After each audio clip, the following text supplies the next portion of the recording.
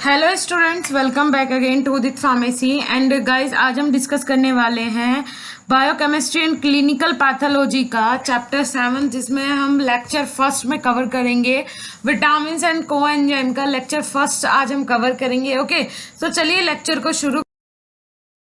First of all ये पता होना चाहिए विटामिन होता क्या है, बिकॉज चैप्टर का नाम ही विटामिन एंड कोएंजाइम है। पहले तो पता होना चाहिए कि विटामिन क्या होता है।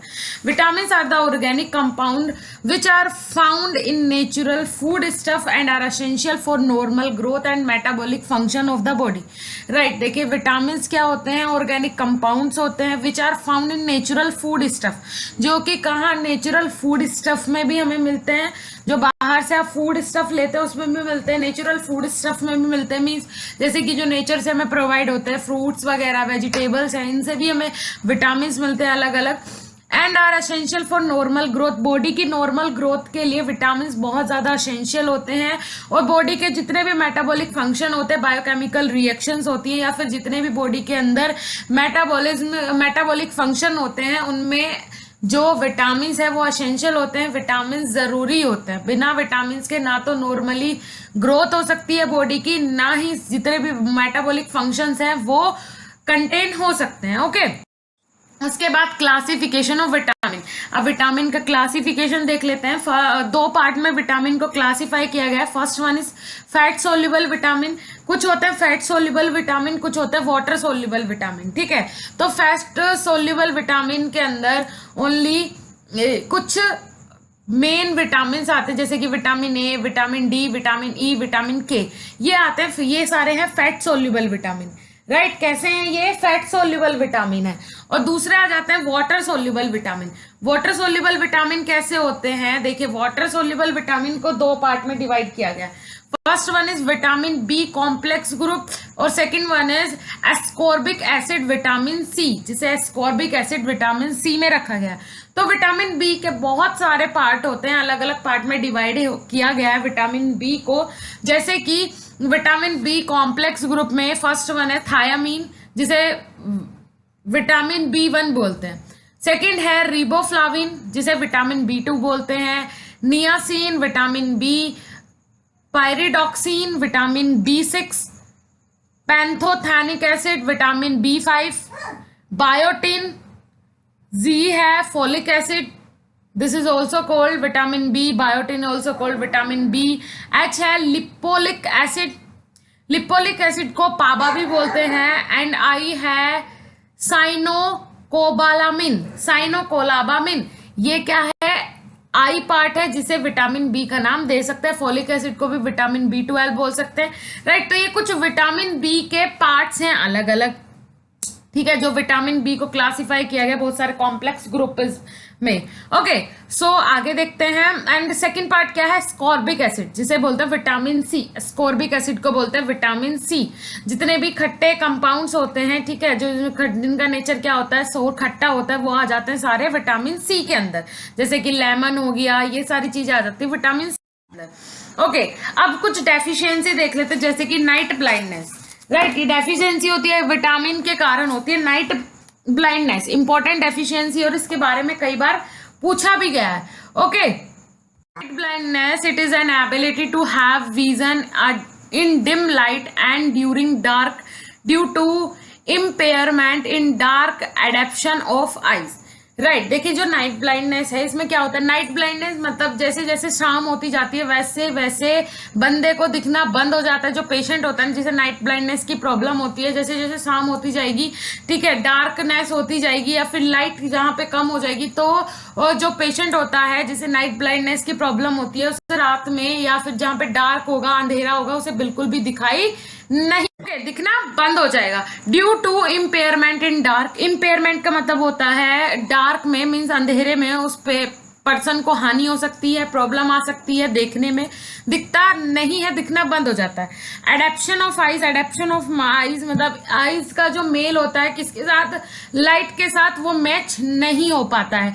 ठीक है, second one is it cause due to deficiency of vitamin A. और ये जो नाइट ब्लाइंडनेस की प्रॉब्लम है, ये कौन से विटामिन की कमी से होता है? विटामिन ए की डेफिशिएंसी। अगर विटामिन ए की कमी हो जाए बॉडी के अंदर तो नाइट ब्लाइंडनेस की प्रॉब्लम आती है। Next one is in children additional defect like recurrent infection and diarrhoea में ऑब्जर्व। अगर किसी को जैसे विटामिन ए की कमी हो जाती है किसी के भी अंदर, जैसे अगर छोटे बच्चों को हो गई, तो क्या देखने को मिलता है, रिकरेंट इन्फेक्शन, मतलब बार बार इन्फेक्शन देखने को मिलेगा। ठीक है, बॉडी का कोई भी इन्फेक्शन हो सकता है, जैसे कि डायरिया हो गया, वॉमिटिंग हो गया, बच्चे को लूज मोशन हो रहे हैं, उसका पेट खराब हो रहा है, कॉन्स्टिपेशन हो रहा है, अच्छे से चीजें डाइजेस्ट नहीं हो पा रही। रिकरेंट इन्फेक्शन, बार बार जो चिल्ड्रंस को इन्फेक्शन होते हैं वो किसके कारण, विटामिन ए की कमी से हो सकते हैं। उसके बाद आ जाते हैं पेलाग्रा। सेकंड जो डिसीज है वो है pellagra. It is cause due to deficiency of niacin vitamin B. जो पेलाग्रा है ये किसकी डेफिशिएंसी से होता है, विटामिन बी की डेफिशिएंसी से हो सकता है। ठीक है, विटामिन बी को नियासिन भी बोलते हैं। विटामिन बी का जो ग्रुप है नियासिन, इसकी कमी से पेलाग्रा की प्रॉब्लम हो सकती है। कौन कौन से सिम्टम्स हो सकते हैं पेलाग्रा के, first one is dermatitis. Dermatitis क्या होता है, स्किन इन्फ्लामेशन। स्किन पे अगर सूजन आ जाए, स्किन इन्फ्लामेशन कोज हो जाए स्किन पे, किसी स्किन के किसी भी पार्ट पे, तो वो कहलाता है डर्मेटाइटिस। सेकंड वन इज असोर। असोर का मतलब होता है बहुत तेज गुस्सा आए, मतलब ऐसा होगा कि क्या हर बात पे, छोटी छोटी बात पे गुस्सा आए, आप किसी से नाराज हो रहे हैं, जो पेशेंट है उसमें ये सिम्टम्स देखने को मिलते हैं। Third one is dark colour tongue. जो टंग है पेशेंट की वो किस कलर की हो जाएगी, बिल्कुल डार्क कलर की हो जाएगी। कलर जो रहेगा टंग का वो डार्क रहेगा, क्योंकि क्या विटामिन बी की कमी है, नियासिन की कमी है, और उसके कारण ये डेफिशिएंसी हो रही है। तो इससे जो टंग का कलर रहेगा वो कैसा रहेगा, डार्क कलर की टंग दिखेगी। Fourth one is an inability to digest and assimilate food. ठीक है, अब क्या हो जाएगा, means an inability to digest and assimilate food, absorption of vitamin, mineral and other chemical। ठीक है, अगर किसी ability in to digest the assimilate food, assimilate food में आ जाते हैं आपके जैसे विटामिन हो गए, मिनरल्स हो गए, अदर जितने भी केमिकल्स होते हैं, न्यूट्रिएंट्स होते हैं, ये सब आते हैं एसिमिलेट फूड के अंदर। इन्हें इनके डाइजेशन में इनएबिलिटी मीन्स ये अच्छे से डाइजेस्ट नहीं हो पाएंगे बॉडी के अंदर, ये भी सिम्टम हो सकता है किसका, पेलाग्रा का। उसके बाद फिफ्थ है स्किन रैशेस। स्किन पे अलग अलग स्पॉट्स रैशेस हो सकते हैं, रेड रेड रैशेस हो सकते हैं, स्किन पे अलग अलग कलर के डार्क सर्कल्स हो सकते हैं। ठीक है, इचिंग हो सकती है, खुजली आ सकती है पेशेंट को। तो ये सारे सिम्टम्स होते हैं अगर विटामिन बी की कमी है पेशेंट की बॉडी के अंदर। ओके, उसके बाद स्कर्वी। अब स्कर्वी क्या है, ये भी विटामिन की कमी से होता है। कौन से विटामिन की, विटामिन सी की कमी से। अगर बॉडी में विटामिन सी की कमी हो जाए तो स्कर्वी जो डिसीज है वो कोज हो सकती है। It is a deficiency disorder cause due to vitamin C. ऐसी डेफिशिएंसी है जो किसके कारण हो रही है, किसकी कमी से हो रही है, विटामिन सी की कमी से हो रही है। सिम्टम्स क्या क्या हो सकते हैं स्कर्वी के, first one is defective formation of collagen fibre of connective tissue. देखिए कोलेगन फाइबर क्या होते हैं, जो ऐसे फाइबर्स जो कि कनेक्टिव टिश्यू को स्ट्रेंथ प्रोवाइड करते हैं, राइट, वेरियस अलग अलग कनेक्टिव टिश्यू को स्ट्रेंथ प्रोवाइड करते हैं, वो कहलाते हैं कोलेगन फाइबर। और यहाँ पे डिफेक्टिव फॉर्मेशन हो रहा है कोलेगन फाइबर का, मींस ऐसे फाइबर्स जो कि कनेक्टिव टिश्यू को क्या कर रहे हैं, स्ट्रेंथ प्रोवाइड कर रहे हैं, लेकिन वो ही डिफेक्टिव हो, उनमें ही डिफेक्शन हो जाए, तो फिर क्या कनेक्टिव टिश्यू, मतलब कनेक्टिव टिश्यू, सबसे बड़ा कनेक्टिव टिश्यू कौन है अपनी बॉडी के अंदर, ब्लड। तो ब्लड में डिफेक्ट आ जाएगा, ब्लड को स्ट्रेंथ नहीं प्रोवाइड होगी, तो एक दूसरे से कोरिलेट है सारी चीजें, तो ये प्रॉब्लम आ जाती है। Second one is formation of bone is also abnormal. Normal bone का फॉर्मेशन नहीं होगा बॉडी के अंदर, एबनॉर्मल बोन्स का फॉर्मेशन होगा। ऐसा हो सकता है कैल्शियम की कमी हो, फास्फोरस की कमी हो बोन्स के अंदर, तो क्या होगा, एबनॉर्मल ग्रोथ होती है बोन्स की। ठीक है, फॉर्मेशन जो होता है वो एबनॉर्मल होता है बोन्स का। Third is bleeding occurs. Bleeding हो सकती है, बहुत ज्यादा पेशेंट को ब्लीडिंग हो सकती है। फिर fourth point is pin point haemorrhage in the skin. Pin point haemorrhage का मतलब होता है फाउंड रेड और brown surface with in oral cavity. जो ओरल कैविटी है वो रेड और ब्राउन कलर की शो होगी, राइट। या फिर हो सकता है जैसे कि आप थ्रोम्बोसाइटोपिनिया का नाम सुना होगा आपने, बॉडी के अंदर प्लेटलेट्स की कमी हो जाती है, वो हेमोरेजिस उसी का एक पार्ट होता है, ठीक है। मींस प्लेटलेट्स की कमी हो जाती है बॉडी के अंदर, और इसके कारण जो बोल सकते हैं रेड और ब्राउन कलर का जो थ्रोट होता है या फिर ओरल कैविटी होती है वो ब्राउन और रेड कलर की शो होगी। उसके बाद सिक्स्थ पॉइंट है slow wound healing. Wound healing मतलब अगर कभी आपको चोट लग जाए, कहीं पे कोई घाव हो जाए, तो वो हील होने में, वो घाव भरने में बहुत ज्यादा टाइम लेगा। जैसे डायबिटिक पेशेंट होते हैं, जल्दी से उनका घाव नहीं भरता है, उसी तरीके से स्लो वाउंड हीलिंग अगर हो रही है पेशेंट को तो उसे विटामिन सी की कमी हो सकती है। Next one is slow healing of fractured bone. अगर किसी पेशेंट की बोन जो है वो फ्रैक्चर्ड हो जाए, हड्डी टूट जाए, तो वो जल्दी से जुड़ती नहीं है, बहुत टाइम लेती है वो अटैच होने में, हील होने में। ओके, तो ये सारी कंडीशंस देखने को मिलती हैं किसके अंदर, स्कर्वी के अंदर। ये कुछ सिम्टम्स है स्कर्वी के। उसके बाद बेरी बेरी। अब बेरी बेरी जो है ये विटामिन बी के कारण होती है, और इसके बहुत सारे अलग अलग टाइप है बेरी बेरी के। It is a deficiency disorder of vitamin B thiamine. ठीक है, किसका डिसऑर्डर है विटामिन बी, कौन से ग्रुप का, थायामीन, थायामीन ग्रुप का डिसऑर्डर है berry berry. There are 4 type of berry berry. Berry berry के 4 टाइप है, और चारों टाइप को यहाँ पे डिफाइन किया गया है। First one is dry beriberi. Dry beriberi क्या होती है, it is a nutritional deficiency. ये एक न्यूट्रिशनल डेफिशिएंसी है, मींस न्यूट्रिशन की कमी से ही बेरी बेरी की प्रॉब्लम होती है। The main reason behind this the consumption of polished rice and refined cereals. अब देखिए क्या होता है, न्यूट्रिशन की कमी के कारण ड्राई बेरी बेरी की प्रॉब्लम होती है, और ये मोस्टली खान पीन के ऊपर होता है। न्यूट्रिशन की कमी है बॉडी के अंदर, जैसे कि बहुत सारे पर्संस होते हैं जो कि पॉलिश्ड राइस खाते हैं, ठीक है, डेली रूटीन में पॉलिश्ड राइस लेते हैं, तो वो नहीं लेना चाहिए। ज्यादातर ब्राउन राइस का यूज अगर आप कर रहे हैं तो वो अच्छा होता है, अपनी डाइट में कभी कभी ब्राउन राइस का यूज करना चाहिए। रिफाइंड कैरल्स भी प्रॉब्लम कोज करता है। रिफाइंड ऑयल जो होता है वो भी प्रॉब्लम कोज करता है किसमें, अगर आप रेगुलर इनटेक कर रहे हैं, बहुत ज्यादा ऑयली खा रहे हैं, तो ड्राई बेरी बेरी की प्रॉब्लम हो सकती है। सिम्टम्स क्या हो सकते हैं ड्राई बेरी बेरी के, degeneration and D अमाइलेशन।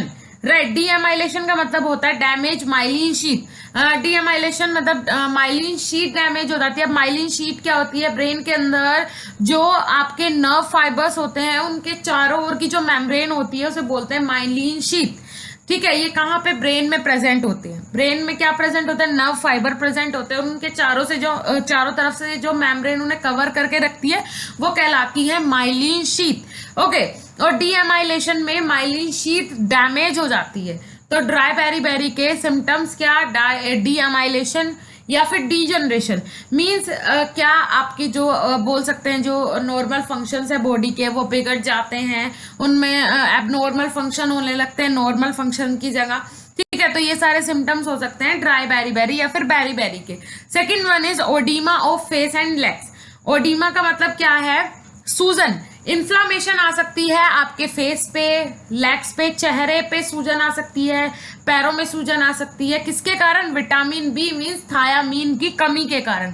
Third one is pericardial pain. Pericardial में पेन बहुत सारे पेशेंट को देखने को मिलता है। अगर विटामिन सी बी की कमी हो जाए, थायामीन की कमी हो जाए, तो चेस्ट में पेन रहने लगता है। ठीक है, हार्ट साइड पेन रहने लगता है पेशेंट को, पेरिकार्डियल पेन मतलब चेस्ट पेन। उसके बाद पाल्पिटेशन, पाल्पिटेशन मतलब पेशेंट को घबराहट होगी।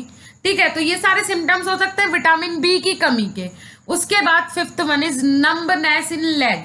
नंबनेस का मतलब होता है लॉस ऑफ सेंसेशन।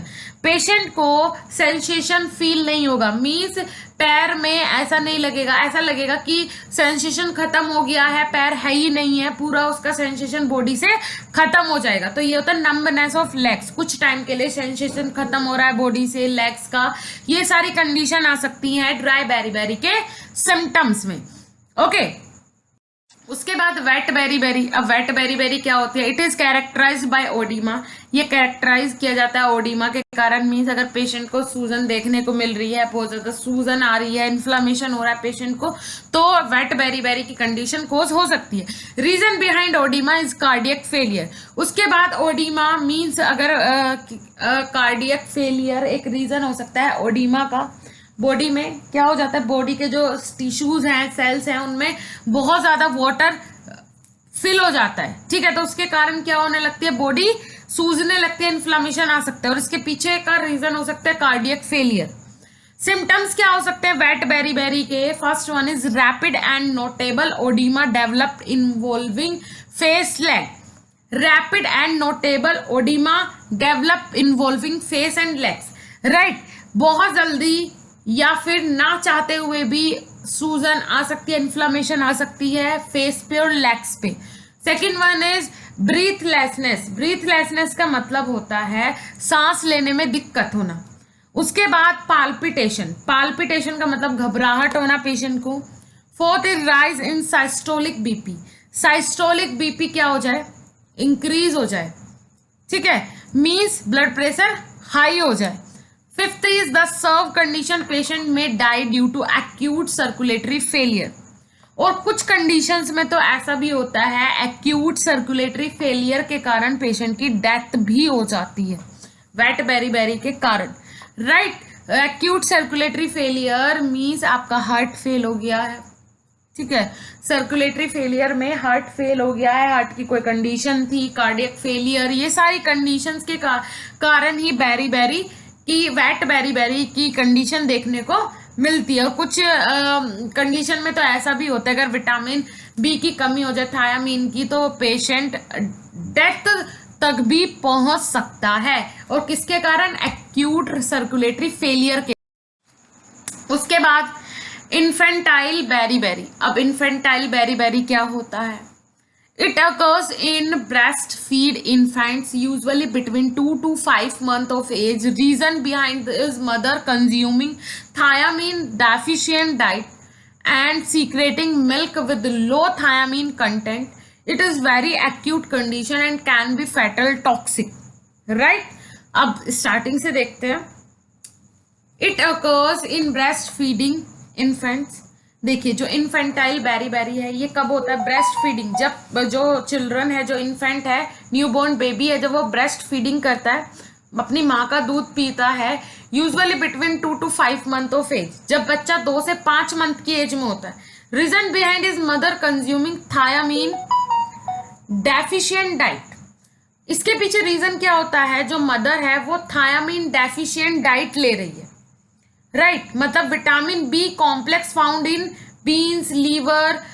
देखिए क्या होता है, जो थायामीन होता है वो प्रेजेंट होता है बीन्स में, लीवर में, और अगर इसी की डेफिशिएंसी हो जाए, थायामीन की अगर डेफिशिएंसी हो जाए तो वो क्या कहलाती है? बेरी कहलाती है। और वो यहाँ पे अगर थायामीन की कमी हो रही तो इन्फेंटाइल बेरी कहलाएगी। और अगर मदर विटामिन बी अच्छे से नहीं ले रही है, फूड में इंटेक नहीं कर रही है, विटामिन बी की कमी, थायामीन की कमी हो जाती है मदर के अंदर, तो वो इन्फेंट के लिए बहुत ज्यादा हार्मफुल है। And secreting milk with low thiamine content. अब थायामीन बॉडी को ही नहीं मिल रहा है, विटामिन बी की कमी हो रही है, तो कैसे मिल्क के थ्रू थायामीन कंटेंट जाएगा बेबी के अंदर? It is very acute condition and can be fatal toxic. ये एक एक्यूट कंडीशन होती है, एकदम से होने वाली कंडीशन होती है, इसके कारण फैटल टॉक्सिक हो सकता है। देखिए इसी कंडीशन के कारण फैटल भी टॉक्सिक हो सकता है, ठीक है।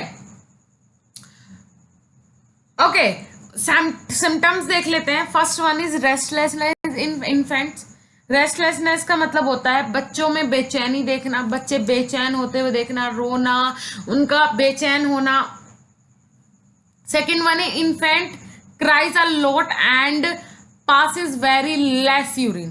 दूसरी चीज क्या देखने को मिलेगी, जो छोटे छोटे बच्चे होते हैं, इन्फेंट्स मीन्स न्यूबॉर्न बेबी, वो बहुत ज्यादा रोते हैं क्योंकि उन्हें बेचैनी होती है, अंदर प्रॉब्लम होती है उन्हें, तो बहुत ज्यादा रोएंगे।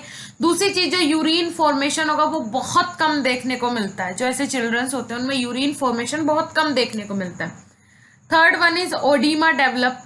बच्चों के हाथ पैर सूजना शुरू हो जाएंगे, उनके बॉडी का कोई भी पार्ट पे ऐसा लगेगा कि हाँ इन्फ्लामेशन हो रहे है। Next one is डायस्पोनिया।